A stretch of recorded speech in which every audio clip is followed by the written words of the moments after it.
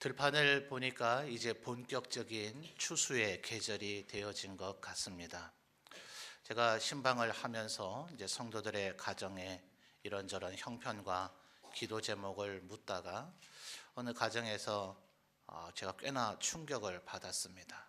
이제 과수 농사를 이렇게 하신다 그러길래 과일 나무가 몇 그루 정도가 되시느냐 이랬더니 굉장히 곤혹스러운 표정을 지으시더라고요. 그러면서 이 과수원 전체 농사를 짓는 땅의 평수를 말씀해 주시면서 평수는 아는데 거기에 몇 그루가 심어져 있는지 그걸 어떻게 일일이 헤아리고 있느냐 이러시더라고요. 그래서 제가 1차로 조금 충격을 받고, 그러면 한 해에 그 과일을 몇 상자나 이렇게 추수를 하십니까 했더니 1000단이더라고요. 그래서 이 제 상상을 넘어서는 대단한 이제 대농이구나, 그런 한 생각을 했던 가정이 있습니다. 뭐 오늘날 우리들이 다 농사를 짓지는 않죠. 그러니 어떤 이는 추수를 하겠고 또 어떤 이들은 추수할 일이 없는 그런 계절일 수도 있겠습니다만, 여러분 고대에는 어떻습니까? 고대에는 그럴 수가 없죠. 고대는 모두 다가 자기 가정, 자기의 먹을거리를 스스로 해결해야 됩니다. 땅에서 농사를 지어서 채취를 하든지, 바다에서 해산물을 얻어내서 교환을 하든지, 산에서 나물이나 무슨 약초 같은 거를 캐내서 그거와 교환을 하든지, 어찌하든지 간에는 모두 다 그런 먹을거리와 관련된 생산되는 일에 종사를 해야만 하죠. 근데 만약 오늘날이 아닌 그런 고대의 사회에서 추수할 거리가 하나도 없다면 얼마나 참 비참한 사람이겠습니까? 오늘 이 성경 말씀에 등장한 룻과 나오미가 그랬거든요. 룻이라고 하는 이 여인이 시어머니 나오미하고, 시어머니가 좋아서 따라와서 그 시어머니의 원래 고향 베들레헴에 왔더니 땅이 있어요? 시댁이 부자였으면 참 좋았을 텐데, 이 나오미가 모압 땅으로 와서 자기의 아들을 이 룻과 결혼시켜 줄 때에 이미 이 베들레헴 이스라엘에 있던 모든 땅은 다 팔아먹고 왔었던 거거든요. 그러니 돌아와서 이곳에서 추수를 하고자 하니 전혀 어떤 그 추수할 수 있는 것이 아무것도 없습니다. 그럼 여러분, 이게 나가서 무슨 라면 사 먹으면 되지, 빵 사 먹으면 되지, 그런 상황이 아니에요. 없어요. 아무것도 없으면 이것은 굶어 죽는 겁니다. 그러니 여러분, 오늘 우리가 14절부터 읽었습니다만 2절 말씀을 보니 이 룻이 결단을 내리죠. 자, 2절 볼까요? 모압 여인 룻이 나오미에게 이르되, 원하건대 내가 밭으로 가서 내가 누구에게 은혜를 입으면 그를 따라서 뭐 하겠다고요? 이삭을 줍겠나이다. 여러분, 이게 이제 어떤 상황이냐 하면요, 오늘날 우리나라 이제는 뭡니까, 콤바인인가요? 그런 농사 기계를 통해서 아예 그 벼 알곡을 그냥 그 벼 줄기에서 떨어내는 것까지 한 번에 다 하는 것 같더라고요. 근데 제가 어릴 때만 하더라도 낫으로 벼를 베서 작년에 아마 추수했던 그 벼 줄기를 가지고 그 벼단을 묶죠. 맞습니까? 그죠? 그렇게 하는 것이 우리나라의 가장 표준적이고 일반적인 그런 추수의 방법이죠. 그러다 보니까 이 성경을 번역할 때에 다분히 우리나라의 그 분위기로, 이스라엘에 대한 지식이 성경 번역할 때는 지금보다 훨씬 더 없던 시절이니까, 여러분 15절을 보면 룻이 이삭을 주우러 일어날 때에 보아스가 자기 소년들에게 명령하여 이르되 그에게, 그다음 뭐가 나오죠? 곡식 단, 그렇죠? 16절에도 보면 또 그를 위하여 곡식, 이번에 뭐예요? 다발. 이런 식으로, 사실은 이거는 우리 한국적 정서로 번역을 해놓은 겁니다. 실제로 이스라엘은 이렇지 않아요. 긴 장대 같은 낫을, 이 손잡이를 잡고 이 보리든 밀을 막 후려치듯이 막 베어 제칩니다. 여러분, 그냥 막 쓰러져요. 오늘날에 우리나라가 하고 있는 농사법처럼 고랑이네 일랑이네 이래가지고 아주 질서정연하게 가지런하게 줄과 이렇게 오와 열을 맞춰서 그렇게 곡식을 심어놓은 상태가 아닙니다. 여러분 신약 성경에 보면 예수님께서 네 개의 밭의 비유를 얘기하시죠. 씨를 뿌렸는데 그 씨가 왜 사람들이 밟고 밟아서 단단하게 되어져서 씨가 땅속으로 뚫고 들어가지 못하는 단단한 길가에 씨가 떨어졌을까요? 아니 그 돌짝밭에 씨 뿌리면 당연히 열매 맺지 못할 거라는 걸 농부라면 다 알 텐데 그 돌짝밭에 왜 떨어졌을까요? 가시떨기 있는 곳에 떨어지면 당연히 못 자라는 거 뻔한데 왜 거기에 씨를 뿌렸을까요? 이스라엘의 농사법은 고대에는 특별히 오늘날에 우리가 하는 농사법처럼 고랑과 이랑에 뭐 줄 따라 심든지 모내기를 하든지, 요새는 보니까 기계로 땅을 콕콕 찍어가지고 거기에 씨들을 뭐 하나든 두 개든 세 개든 이렇게 심는 기계까지 아예 나와 있더만요. 근데 이스라엘은 고대에 안 그래요. 이런 무슨 자루 같은 거를 허리춤에 이렇게 차고는 한 손으로 씨를 흩뿌립니다. 마구마구 이렇게 뿌려버리니까 그것이 길가에 단단한 거기에도 떨어지고 돌가에도 돌짝밭에도 떨어지고 가시덤불에도 떨어지는 그런 일이 일어나는 겁니다. 그러니까 지금 우리들이 하는 것처럼 추수하는 과정 속에서 그 추수된 그 연그러진 열매를 완벽하게 이렇게 다 이렇게 추수해 내기가 사실은 좀 어렵습니다. 일손은 그때나 지금이나 부족하죠. 뭐 자녀를 고대에는 왜 많이 낳았어요? 일손을 늘려야 되니까. 악순환이죠. 일손을 늘리기 위해서 많이 낳아야 되는데 많이 낳으니 또 먹을 게 더 필요합니다. 그래서 끊임없이 가난에서 벗어나지 못하는 그런 악순환이 거듭되기도 하는데, 어쨌든 고대도 지금도 언제나 일손은 부족합니다. 근데 문제는 하나님께서 이스라엘 백성들에게 이 가나안 땅에 들어올 때에 그들의 조상들은 400년간 애굽 땅에서 종살이를 했었죠. 그래서 하나님께서 가나안 땅에 들어올 때 뭐라고 얘기하십니까? 너희들이 쌓지 않은 성을 내가 취하게 해주겠다. 너희들이 일궈 놓지 않은 밭을 가져서 거기에서 보리와 밀을 얻게 해주겠다. 너희들이 심지 않은 그 포도나무와 감람원을 얻어서 거기에서 포도 열매, 올리브 열매, 또 감람유 이런 것들을 먹을 수 있도록 해주겠다. 그러니까 하나님께서 그들에게 거저 주셨다는 것을 하나님께서 선포하시고 주장하십니다. 그렇기 때문에 하나님께서 주시는 율법이 뭐냐 하면 어차피 이걸 너희들이 획득한 게 아니라 하나님께서 너희들에게 준 것이니 너희도 베풀고 살라는 거예요.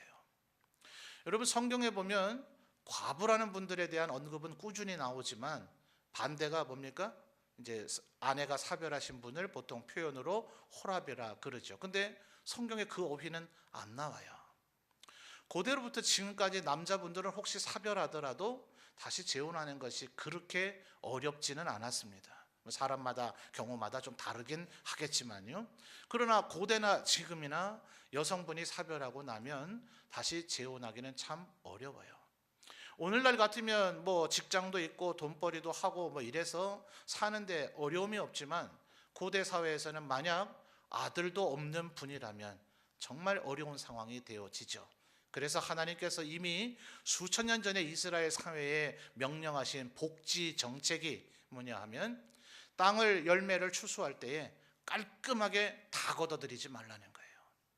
일정 부분을 반드시 남겨놔서 그 해마다 그 지역에 있는 과부, 그 다음에 부모님이 다 돌아가신 고아, 그리고 그 지역을 유리방황해야 되는 한 곳에 정착하지 못하는, 그래서 객이라고 표현을 하고요. 그리고 완전히 이방인, 이 네 부류의 사람들이 그것을 주워서 먹을거리를 삼을 수 있도록 하라 이랬습니다. 심지어는 7년에 한 번씩 안식년을 제정해서 그 해는 땅을 경작하지 않습니다. 땅을 쉬게 하는 그런 이유도 있지만 이제 7년, 14년, 21년 이런 식으로 안식년이 7년마다 거듭이 되는데, 그러면 6년째 가을에 거둬들이면서 땅에 떨어져 있는 미처 뭐 고아든 과부든 객이든 이방인들이 다 주워간다 할지라도 주워가지 못하고 땅에 남아있는 것들이 이 다음에 봄이 되면 자연 이제 발화가 되겠죠.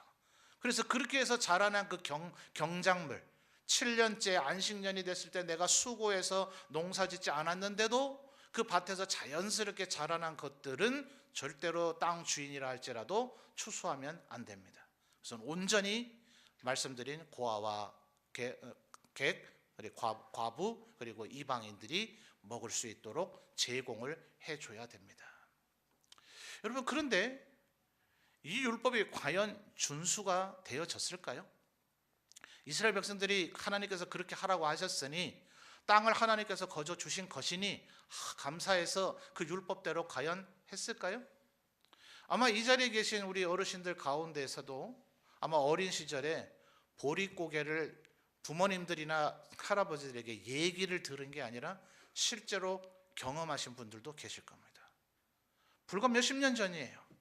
불과 몇십 년 전까지도 인류는 자기 먹을 것을 해결하지 못해서 늘 우리는 1년 365일 가운데 끼니를 걱정해야 될 때가 있었습니다.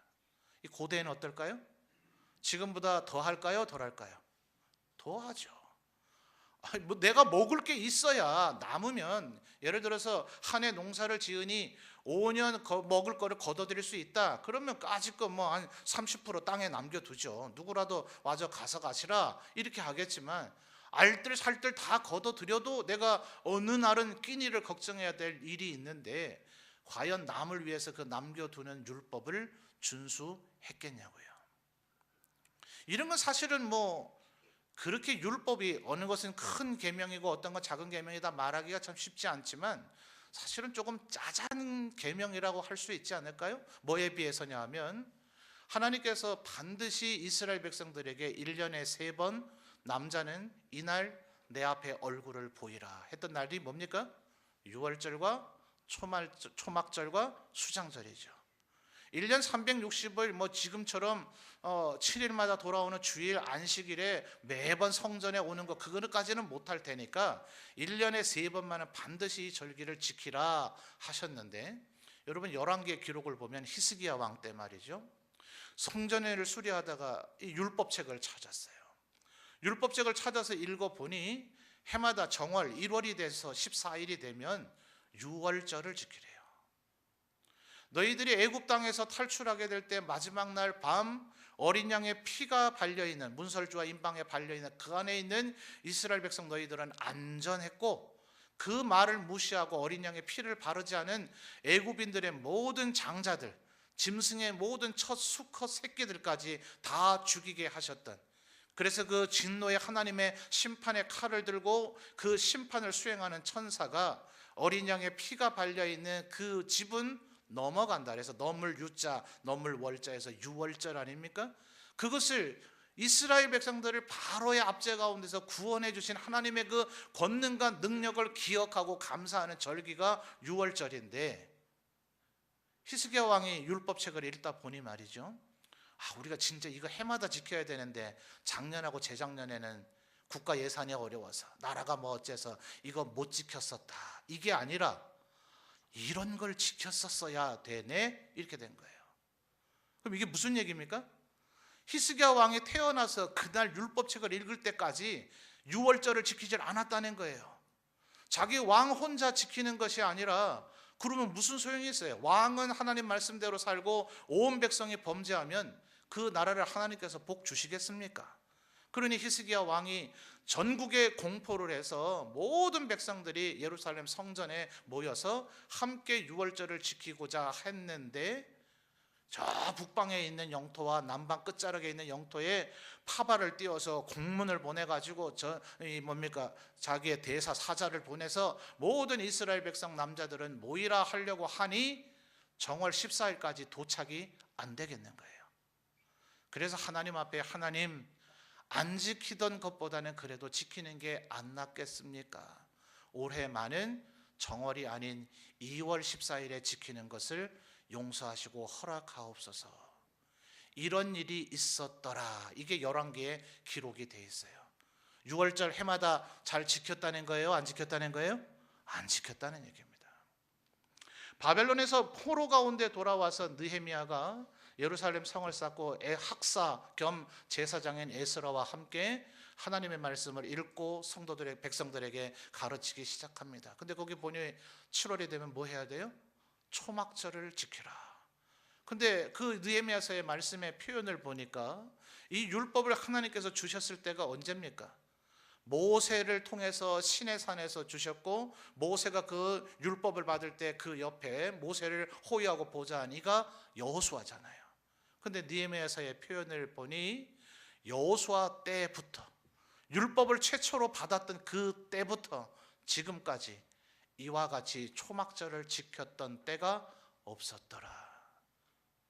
그러니까 여러분, 우리들이 생각하는 것보다 상상 이상으로 고대의 구약시대의 우리 이스라엘 백성들이 안타깝지만 하나님의 말씀을 잘 순종하지 않았어요. 그러니 오죽하면 북이스라엘은 아수르에게 멸망당하게 하시고 남유다는 바벨론에게 멸망당하게 하셔서 하나님 말씀대로 살아야만 복을 받을 수 있다는 것을 깨닫게 하셨겠습니까?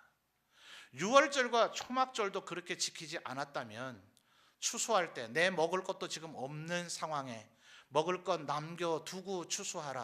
자, 여러분 한번 답해 보세요. 잘 지켰을까요? 안 지켰을까요? 잘 안 지켰겠죠?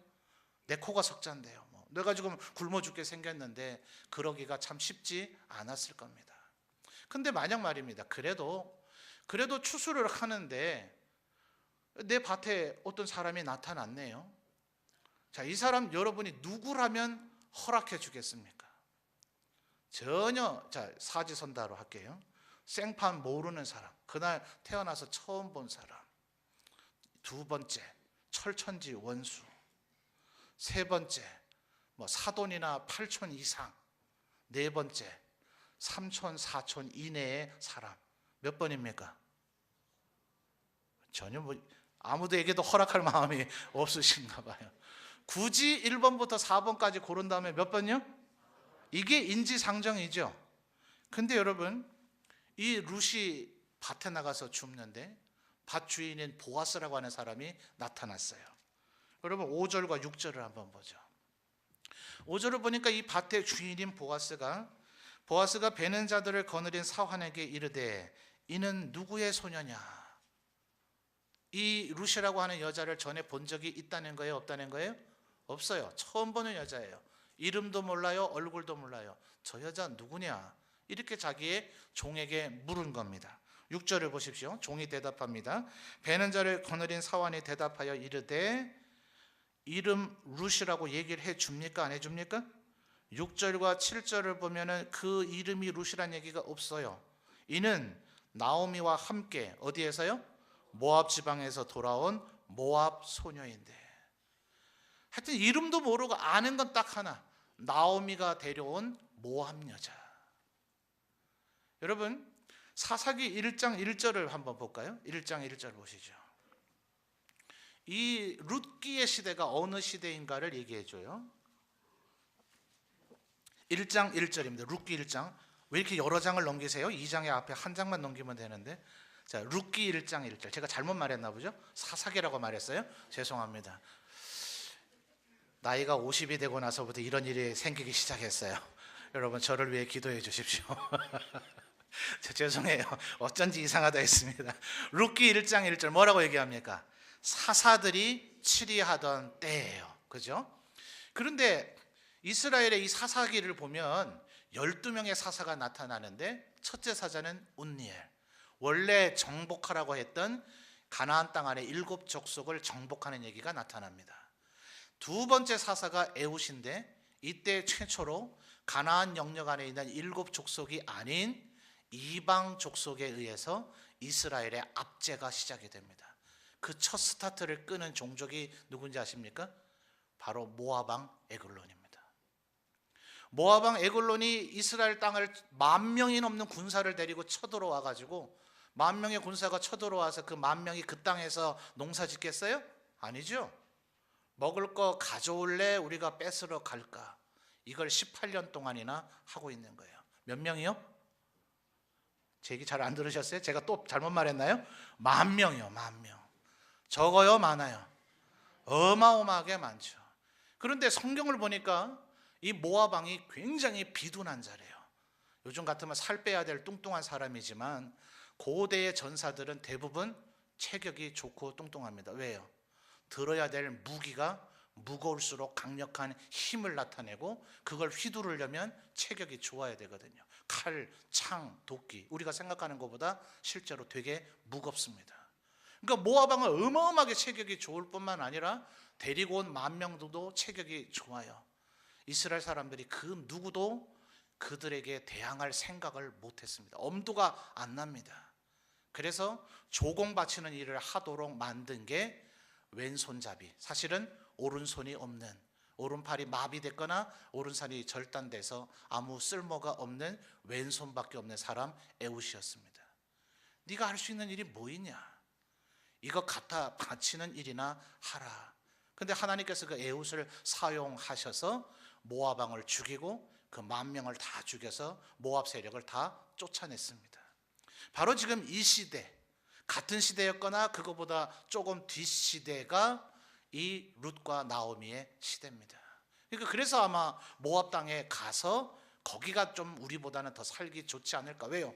우리로 와서 쳐들어와서 18년간이나 우리를 정복하고 다스린, 뭔가 셌길래 그럴 거 아니에요? 뭔가 부강하고 거기에 먹을거리가 있기 때문에 그랬을 거 아니에요? 그래서 우리나라도 옛날에 잘 산다 싶은 나라에 이민을 갔잖아요. 거기 가면 먹고 살 게 있을 거라고 보여지기 때문에. 그러나 이스라엘 백성들에게는 어떨까요? 우리 이스라엘인들을 최초로 무려 18년간이나 괴롭혔던 종족 누구라고요? 모압이요. 그러니까 지금 이 밭에서 실무를 일하는 사람이 이 여자 룻을 향해서 이름을 기억하려고 해요, 안 해요? 뭐 친해지고 싶어야 이름을 알고 이름이 뭐세요? 뭐 이런 거 물어보죠. 저 여자는 뭐예요? 모압 여자. 마음속에 증오심과 적개심이 있는 표현이란 말입니다. 그러니 여러분, 이 룻이 생각할 때도 자기가 이게 참 여기서 과연 내가 이런 이삭 줍는 걸로 먹고 살 수 있을까? 10절 보십시오. 룻이 하는 표현입니다. 보아스가 의외의 반응을 보였기 때문에 거기에서 룻이 이런 얘기를 합니다. 룻이 엎드려 얼굴을 땅에 대고 절하며 그에게 이르되 뭐예요? 나는 이방 여인이거늘. 룻이 생각해도 오늘만 나가기만 나가면 사람들이 나에게 막 이삭을 줄줄줄줄 흘려줘가지고 나를 풍요롭게 거두게 해줄 거라고 예측하고 나왔어요? 아니면 어떡하나 정말 이삭 한 줌이라도 얻을 수 있을까 하는 생각으로 나왔어요? 후자죠. 나는 이방 여인인데. 룻도 알죠. 모압 장기 동포들이 이스라엘 백성들에게 무슨 짓을 했었는지. 나중에 오늘 우리가 읽었던 말씀들이 다 있고 나서 실제로 보아스라고 하는 사람이 룻에게 엄청난 은혜를 베풀어 줬습니다. 그래서 무려 17절 하반절을 보니까 보리 한 에바를 거두었다 그러죠. 그리고 점심 먹을 때 14절을 보면 볶은 곡식을 줬는데 얼마나 많이 줬는지 룻이 배불리 먹고도 남았어요. 그래서 남은 음식을 싼 겁니다. 왜요? 누구 갖다 드리려고요? 시어머니 나오미 갖다 드리려고요. 그래서 저녁에 보리를 무려 이 한 에바라는 게 22리터입니다. 여러분 혹시 쌀 그냥 두면은 막 쌀벌레 같은 거 생기기 때문에 음료수 PET병에다가 담아 본 적 있으세요? 1.5리터니까 그걸로 몇 개입니까? 22리터면 모르겠어요. 한번 생각해 보세요. 많죠? 적은 양은 아니죠? 하루에 여인 한 명이 주워서 획득할 수 있는 양이 아닙니다. 여자 2분이 먹으신다면 아마도 한 달을 넘게 먹을 수 있는 어마어마한 양입니다. 이건 나오미가 생각해도 도저히 말이 안 되는 거죠. 어떻게 이런 일이 일어날 수 있느냐 싶어서 19절에 뭐라 그래요? 시어머니가 그에게 이르되 오늘 어디서 주었냐? 야, 어디 가면 이렇게 많이 얻을 수 있냐? 말하자면 이런 거죠. 어디서 일을 하였느냐? 그 다음 뭐라 그래요? 너를 돌본 자에게 복이 있기를 원하노라. 여러분 지금 이 룻이 곡식을 주스러 지금 나가는 상황은 나가서 맞아 죽지 않으면 다행인 거예요. 도저히 먹을거리를 얻을 수 없는 그 상황 가운데서 룻은 정말 어떤 면에서는 에스더와 같은 마음으로 죽으면 죽으리라 하는 마음으로 시어머니 모시고 자기 먹을 거 얻기 위해서 나간 겁니다. 왜요? 먹어야 사니까요. 40일을 우리가 예수님의 본을 따라서 금식해 볼 수 있긴 하겠죠. 누구라도 하나님 은혜 주시면 40일 금식하실 수 있을 겁니다. 1년 될까요? 3년 될까요? 평생 금식하며 살 수 있을까요? 안 됩니다. 그 어떤 은혜와 권능이 있어도 하나님이 창조하신 우리 인간은 먹어야 됩니다. 먹어야 삽니다. 이것은 우리의 생명을 유지시키는 방법입니다. 여러분, 그런데 과연 이것만 그렇습니까? 여러분, 은혜는 어떠세요? 우리의 먹는 것들은 풍요롭게 먹을 수도 있고 적게 먹을 수도 있고, 그래서 사실 잘 못 먹게 되면 예를 들어 검소해서 그럴 수도 있겠고, 바빠서 그럴 수도 있겠고, 정말 돈이 없어서 그럴 수도 있겠고, 그래서 막 정말 간단하게 그냥 패스트푸드 같은 걸로 이렇게 끼니를 때우다 보면 사람이라면 본능적으로 3일이든 7일이든 한 달이든, 혹은 가족들에게 무슨 중대한 날이라든지 온 가족이 흩어져 있다가 함께 모였다든지, 그러면 본능적으로 우리들 입에서 나오는 말이 뭡니까? 오늘 좀 근사한 거 한번 먹어보자. 그죠? 평상시는 조금 제대로 못 먹었을지라도 그것이 계속 지속되면 우리들 스스로가 못 견뎌요. 내가 일부러 검소하게 다이어트를 위해서라도 그렇게 먹을지라도 안 되겠다, 다이어트는 내일부터 하고 오늘은 일단 한번 먹어보자. 그런 날이 가끔 옵니까, 안 옵니까? 여러분은 안 오지만 저는 자주 오는 것 같더라고요. 내일부터 다이어트, 늘 그렇게 다짐을 하는데 사람의 본능이 그래요. 근데 여러분, 은혜는 어떠세요? 은혜는 어쩌다가 나에게 쏟아 부어지면 좋은 거고 감사할 일이고, 더 거칠게 말하면 재수 좋은 거고, 은혜가 나에게 고갈되고 사라지면 어쩔 수 없는 겁니까? 여러분, 찬양 가운데 요즘 젊은 세대들이 부르는 찬양이, 저는 이래서 사실은 참 가스펠송을 참 좋아해요. 왜냐하면 찬송가를 좋지 않다는 게 아니라요, 찬송가도 정말 좋아하지만 가스펠송도 좋아하는 것이 그 가사가 우리가 지금 갖고 있는 찬송가 책에서 표현하지 않은 감정과 정서를 표현하는 것들이 있기 때문에 그래요. 최근에 부르는 젊은 세대들의 찬양 가운데 은혜 아니면 살아갈 수가 없네, 은혜 아니면 살아갈 수가 없네, 불러보신 기억나시죠? 조금 더 전 세대들 이런 찬양, 저희 아마 또래 드리겠습니다만 예수님의 그 보혈을 노래하면서 이런 찬양 불렀습니다. 은혜로만 들어가네, 은혜로만 산다네, 이런 찬양이 또 있었어요. 이게 전부 성경적인 근거를 가지고 만든 가사들입니다. 예수 믿는 우리들, 그래서 주님 뭐라 그러셨어요? 사람이 떡으로 사는 것이 아니다. 은혜 받아야 우리의 삶이 행복하고 풍요로운 줄 믿습니다. 근데 우리도 룻과 같을 때가 있지 않나요? 마치 내가 지금 살고 있는 삶이 땅 다 없어요. 땅이 없어서 추수할 땅이 없습니다. 남이 추수하는 곳에 가서 주워 보려고 하니 나는 모함 여인은 아닌데 왜 이렇게 다 나를 적대하는 것 같죠?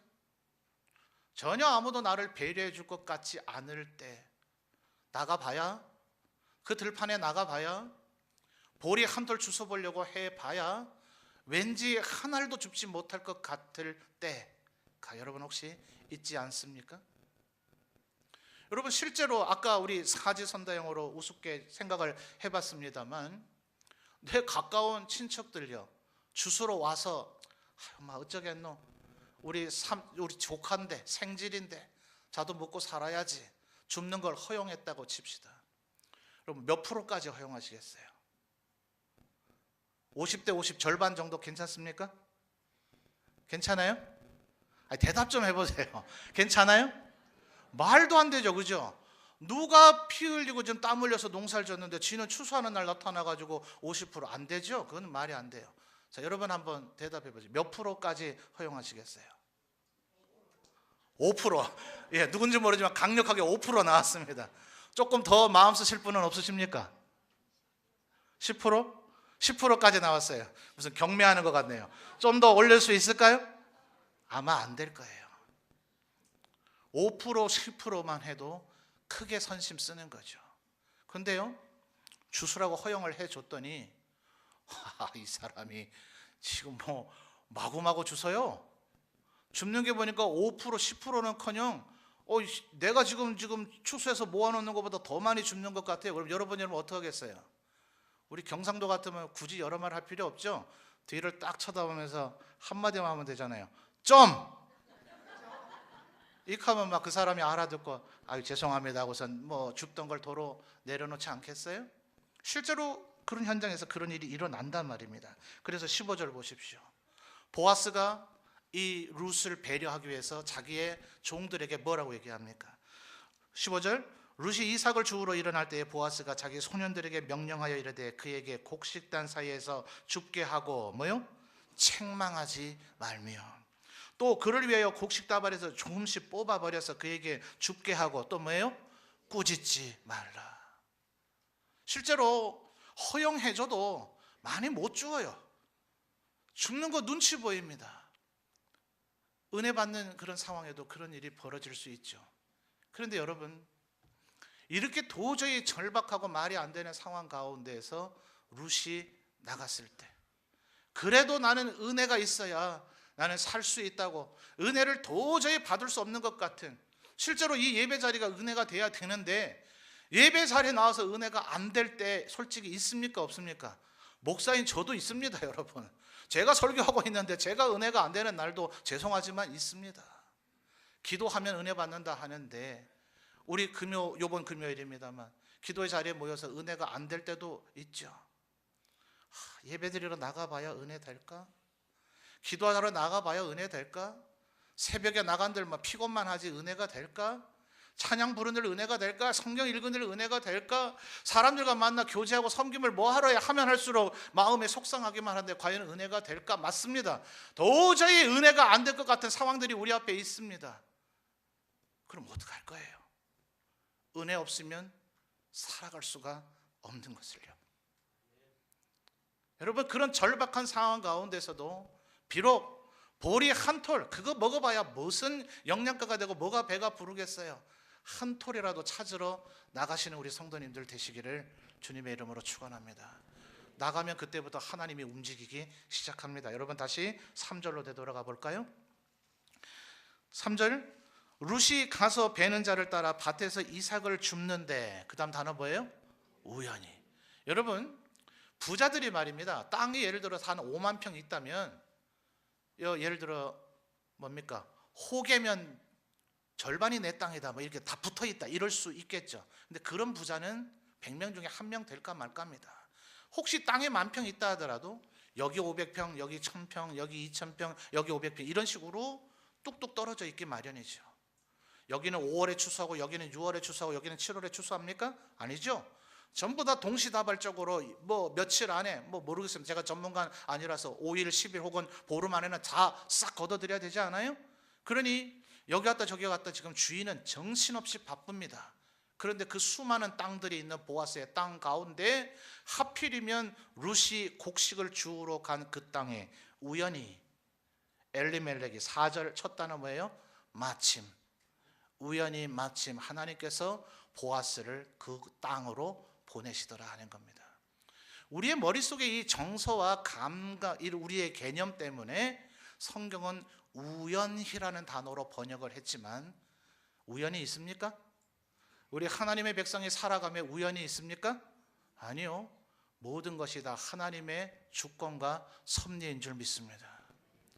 은혜가 필요한, 은혜 없으면 죽을 것 같은 이 룻이 도저히 은혜를 얻을 수 없는 것 같은 상황 속에서 그래도 살아야 되니, 은혜 있어야 사니, 보리토를 주워와야 사니, 도저히 못 얻을 것 같은 상황 속에서 주님만 믿고 나아갔을 그때에 하나님께서 보아스를 그 땅으로 보내서 아까 15, 16절에 종들에게 뭐라고 했다고요? 곡식을 오히려 흘려라. 저 여인이 많이 주워갈 수 있도록 최대한 배려하라. 아무리 많이 주워가도 책망하거나 꾸짖지 말라. 여러분, 왜 그랬을까요? 자, 여러분 12절로 거슬러 가서 보죠. 이게 보아스가 룻이라고 하는 여인에게 얻게 된 정보입니다. 12절 여러분 한번 읽어주실까요? 시작.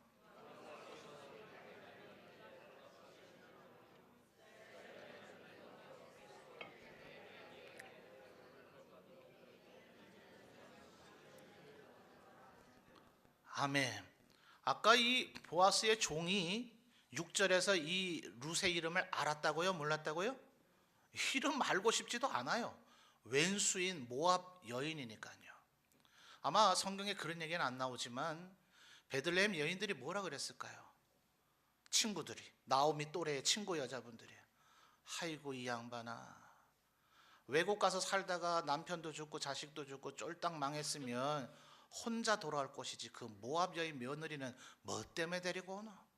우리의 원수인 그 모압 여인 며느리는 뭐에 쓸모 있다고 데리고 오나? 아마 이런 얘기 하지 않았을까요?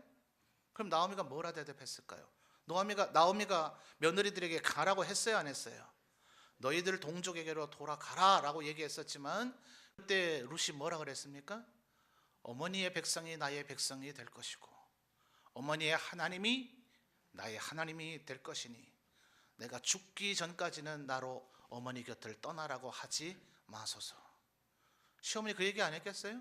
나도 오지 마라 했어. 오지 마라 했는데 야가 익하는데 어떡하나. 어머니의 하나님이 나의 하나님이 될 것이고 내가 죽기 전까지 나를 떠나지 말라. 얘는 하나님 좋아서 여기 따라온 사람이야 라고 얘기를 하니 지금 그 소문이 났어요, 안 났어요? 났어요. 적대적인 사람은 그저 바라볼 줄 아는 거는 모압 여인이야, 왼수의 그런 동족이야, 이걸 바라보지만 보아스는 은혜를 아는 사람이거든요. 그 보아스의 눈에는 이 여인은 하나님의 은혜를 사모하며 나온 여인이다. 보아스가 이 여인을 보호하기 시작합니다. 자기보다 더 가까운 친족이 있지만 그를 제쳐놓고 이 룻과 결혼해서 룻과 나오미를 책임지는 사람이 되어집니다. 그래서 그에게서 다윗의 조상, 예수님의 조상인 오벳이 태어나게 되어집니다. 만약 룻이 밀 이삭, 보리 이삭을 주스러 나가지 않았다면 하나님의 섭리는 물론 다르게 나타났겠지만 예수님 태어나지 않으셨을 수도 있는 거예요. 모든 은혜의 출발은 뭐로부터 시작했어요?